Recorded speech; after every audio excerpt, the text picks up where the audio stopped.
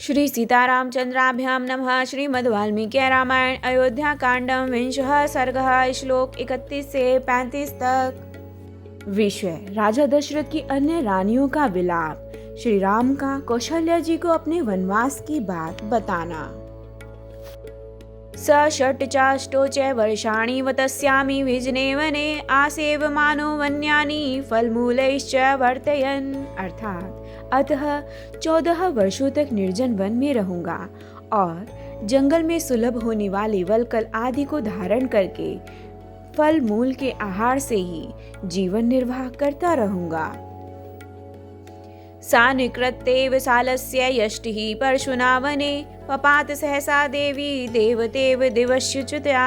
अर्थात यह अप्रिय बात सुनकर वन में फरसे से काटी हुई साल वृक्ष की शाखा के समान कौशल्या देवी सहसा पृथ्वी पर गिर पड़ी, मानो स्वर्ग से कोई देवांगना भूतल पर आ गिरी हो। दुखोचितां दृष्ट्वा पतितां कदलीमिव रामस्तुत्थाप्यामास मातरम गतचेतसम।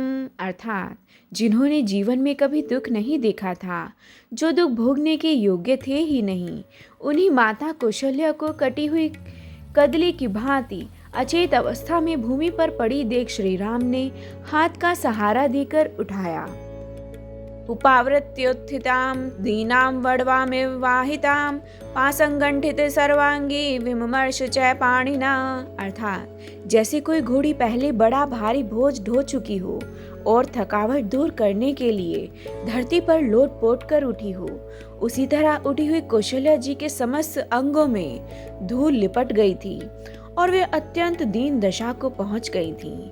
उस अवस्था में श्री राम ने अपने हाथ से उनके अंगों की धूल पोंछी। आघवम उपासीनम सुखार्ता सुखोचिता उवाच पुरुष व्याघ्रम प्रश्नवती लक्ष्मणे। अर्थात कौशल्या जी ने जीवन में पहले सदा सुख ही देखा था और उसी के योग्य थी, परंतु उस समय वे दुख से कातर हो उठी थी। उन्होंने लक्ष्मण की सुनते हुए अपने पास बैठे पुरुष सिंह श्री राम से इस प्रकार कहा।